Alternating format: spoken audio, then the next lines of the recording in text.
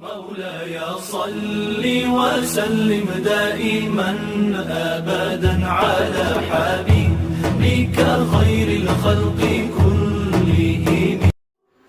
السلام علیکم دوستو، میں نہال احمد فیضی اور آپ دیکھ رہے ہیں نہال فیضی آفیسیل. بسم اللہ الرحمن الرحیم. نحمده ونصلی علی رسولہ الکریم وعلی آلہ واصحابہ اجمعین. میرے عزیز دوستوں، رمضان المبارک میں جتنی بھی عبادت کی جائے کم ہے کہ اس مہینے میں ہر نفلی عبادت کا ثواب فرض کے برابر اور فرض عبادت کا ثواب 70 گنا زیادہ ہوتا ہے. قرآن کریم کی تلاوت کثرت سے کی جائے کہ یہ نزول قرآن یا قرآن کی سالگرہ کا مہینہ ہے. پریشانی اور تکلیفوں پر صبر کیا جائے کہ یہ صبر ہی کا مہینہ ہے. صدقہ و خیرات بکثرت کیا جائے کہ یہ ہمدردی و تعاون کا مہینہ ہے. گھر والوں اور رشتہ داروں غریبوں پر فراخی کی جائے کہ یہ رزق میں برکت کا مہینہ ہے. لیکن خاص طور پر اس مہینے کی مخصوص عبادتوں کی پابندی کرنا چاہیے جو تراویح، روزہ اور اعتکاف ہیں. تراویح اس خاص نماز کو کہا جاتا ہے جو صرف رمضان کے مہینے میں عشاء کی نماز کے بعد پڑھی جاتی ہے. اس کا تعلق صرف رمضان ہی سے ہے. اگر اس کو رمضان کے علاوہ دوسرے دنوں میں پڑھا جائے تو وہ نفل نماز کہلائے گی، تراویح نہیں. حضرت لیث علیہ الرحمہ نے بیان فرمایا ہے کہ رمضان کی راتوں میں نماز باجماعت کا نام تراویح اس لیے رکھا گیا کہ جب لوگوں نے جماعت کے ساتھ تراویح پڑھنا شروع کی تو وہ ہر 4 رکعت کے بعد اتنی دیر آرام کرتے تھے کہ اتنی دیر میں 4 رکعت پڑھی جا سکتی تھیں. یعنی تراویح کے معنی آرام والی نماز ہے. اس میں ہر 4 رکعت کے بعد تھوڑی دیر آرام کیا جاتا ہے. یہ 20 رکعت نماز پورے رمضان پڑھنا سنت ہے کہ حضور نے اس کو پڑھا بھی اور پسند بھی فرمایا. جیسا کہ ام المؤمنین عائشہ صدیقہ رضی اللہ تعالیٰ عنہ فرماتی ہیں کہ نبی کریم علیہ السلام نے ایک رات مسجد میں نماز پڑھی تو لوگوں نے بھی آپ کے ساتھ پڑھی، اور پھر دوسری رات اسی طرح آپ نے نماز پڑھی. پھر تیسری یا چوتھی رات اس نماز کے لیے باہر تشریف نہ لائے. لوگ انتظار کرتے رہے. پھر جب صبح ہوئی اور آپ مسجد تشریف لائے تو آپ نے فرمایا، میں نے دیکھا جو تم رات کر رہے تھے، لیکن میں رات کو صرف اس لیے باہر نہ آیا مجھے خطرہ تھا کہ کہیں یہ نمازیں تم پر فرض نہ کر دی جائیں. یہ واقعہ رمضان المبارک کا ہے جس سے واضح ہے کہ آپ نے یہ نماز ادا فرمائی. لوگوں نے اس کو پسند بھی کیا اور حضور علیہ السلام کو یہ اس قدر پسند تھی کہ آپ کو یہ خیال ہونے لگا کہ کہیں اللہ تعالیٰ اس کو میری امت پر فرض نہ کر دے، کیونکہ شریعت نام ہی ہے حضور علیہ السلام کی اداؤں کا، اور آپ کی پسند شریعت کا حصہ بن جاتی ہے. کیونکہ ہمارے آقا صلی اللہ علیہ وسلم نے ہماری آسانی کا خیال فرمایا کہ اگر اب کوئی تراویح کو کسی دن کسی مجبوری کی وجہ سے چھوڑ دے تو قضا نہ کرنا پڑے گی، اور نہ ہی اتنا گناہ ہوگا جتنا کسی فرض کو چھوڑنے کا ہوتا ہے. تاہم حضور علیہ السلام سے محبت کا تقاضا یہی ہے کہ ہر مسلمان آپ کی اس پسندیدہ نماز کی پابندی فرض ہی کی طرح کرے. بہرحال تراویح کی ابتدا خود نبی کریم علیہ السلام نے کی اور اس کو جماعت سے ادا کر کے اس کے پڑھنے کا طریقہ بھی سکھا دیا اور اس کی پسندیدگی کو بھی ظاہر کر دیا. 3 یا 4 دن کے اس عمل کے بعد آپ نے اس کو سب کے ساتھ مل کر نہ پڑھا. پھر صحابہ الگ الگ یا تو مسجد میں پڑھا کرتے تھے اور یا اپنے گھروں میں. یہ طریقہ خلیفہ اول حضرت ابو بکر صدیق رضی اللہ تعالیٰ عنہ کے زمانے میں بھی جاری رہا، اور پھر خلیفہ ثانی حضرت عمر فاروق رضی اللہ تعالیٰ عنہ کی خلافت کے زمانے میں بھی ایسا ہی ہوتا رہا۔ لیکن چونکہ حضرت عمر رضی اللہ تعالیٰ عنہ نے اپنے زمانے میں شریعت کے تمام احکام میں ایک نظم پیدا کیا اور ہر چیز پر حضور علیہ السلام کی منشا کے مطابق آپ عمل کرانے کی کوشش فرماتے تھے، لہذا جب رمضان کی ایک رات آپ مسجد تشریف لائے اور لوگوں کو علیحدہ علیحدہ تراویح ادا کرتے دیکھا تو آپ کو خیال ہوا کہ اگر میں ان سب کو ایک قاری پر جمع کر دوں تو یہ سنت رسول سے زیادہ مشابہ ہوگا۔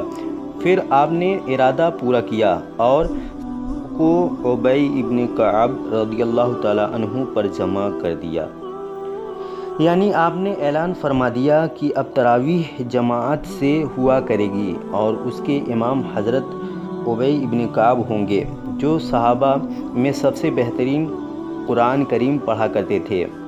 آپ کے اس حکم پر کسی نے اعتراض نہ کیا، بلکہ تمام ہی صحابہ نے اس کو پسند فرمایا اور سب جماعت سے یہ نماز ادا کرنے لگے۔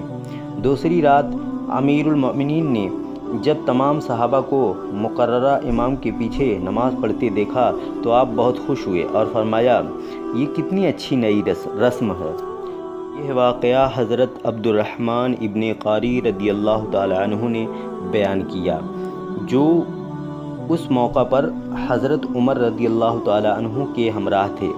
حضرت عمر رضی اللہ تعالی عنہ نے اپنے اس نظم کو خود اچھی بدعت جاری کرنا کہا اور اس کو تمام صحابہ نے پسند فرمایا، اس پر عمل کیا، کیونکہ نبی کریم صلی اللہ تعالی علیہ وسلم نے دین میں اچھی بدعت جاری کرنے کی اجازت دی ہے۔ پھر یہ بدعت تو خلیفہ وقت نے جاری کی، جس پر عمل کرنا در حقیقت نبی کریم علیہ السلام ہی کی سنت پر عمل کرنا ہے، کہ آپ نے فرمایا، میرے اصحاب ستاروں کی طرح ہیں، تم جس کی پیروی کرو گے ہدایت پا جاؤ گے۔ نیز فرمایا، تم عمل کرو میری سنت اور میرے خلفائے راشدین کی سنت پر جو ہدایت یافتہ ہیں۔ پھر ارشاد فرمایا، میرے بعد ابو بکر اور عمر کی پیروی کرو۔ انہی ارشادات کی بنا پر آج تک تراویح پر عمل ہو رہا ہے۔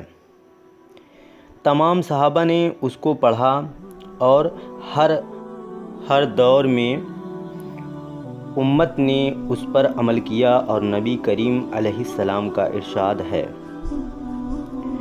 میری امت گمراہ کے کام پر ہرگز متفق نہ ہوگی۔ صرف تراویح ہی نہیں بلکہ وہ تمام کام جن پر حضور علیہ السلام کے بعد خلفاء، تمام صحابہ اور امت نے اتفاق کیا دین کا ایک حصہ ہیں، جن پر عمل کرنا مسلمانوں کے لیے باعث اجر و ثواب ہے، جیسے نماز جنازہ کی 4 تکبیریں، جمعہ کی پہلی اذان، قرآن کریم کی پاروں اور سورتوں اور رکوع میں تقسیم کرنا، نیز الفاظ قرآن پر اعراب یعنی زیر، زبر، پیش، جزم، تشدید وغیرہ لگانا۔ بہرحال تراویح نبی کریم علیہ السلام کی سنت ہے، اور اگر اس کا ثبوت حضور علیہ السلام سے نہ بھی ہوتا تب بھی حضرت عمر رضی اللہ تعالیٰ عنہ کا اس کو قائم کرنا ہی اس کے سنت ہونے کے لیے کافی ہوتا۔ حضرت ابو ہریرہ رضی اللہ تعالیٰ عنہ فرماتے ہیں کہ حضور علیہ السلام لوگوں کو رمضان کی راتوں میں کھڑے ہونے یعنی نمازیں پڑھنے کی ترغیب دیتے تھے، سختی سے حکم نہ فرماتے تھے۔ بس آپ فرمایا کرتے تھے کہ جو ایمان اور خلوص کے ساتھ رمضان میں کھڑے ہوا یعنی نماز پڑھی، اس کے پچھلے گناہ معاف کر دیے گئے۔ ابن ستاب نے کہا، حضور علیہ السلام کے دنیا سے تشریف لے جانے تک لوگ اسی طرح بغیر جماعت نماز تراویح پڑھتے رہے۔ پھر حضرت ابو بکر رضی اللہ تعالی عنہ کے زمانے خلافت اور عمر رضی اللہ تعالی عنہ نے جماعت کا طریقہ مقرر فرما دیا۔ غرض کہ رمضان کے پورے مہینے نماز تراویح کا پابندی کے ساتھ ادا کرنا مرد و عورت کے لیے سنت موقدہ ہے، بلا عذر شرعی اس کو مستقل چھوڑنا سخت گناہ ہے۔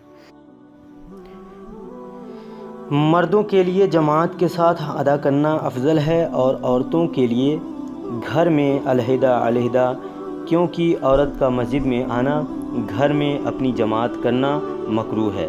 یوں ہی عورت پر نماز جمعہ، عید الفطر اور عید الاضحیٰ واجب نہیں۔ بہتر یہ ہے کہ پورے رمضان تراویح ایک مسجد میں ایک امام کے پیچھے پڑھے اور ان میں کم از کم ایک قرآن کریم پڑھا اور سنا جائے۔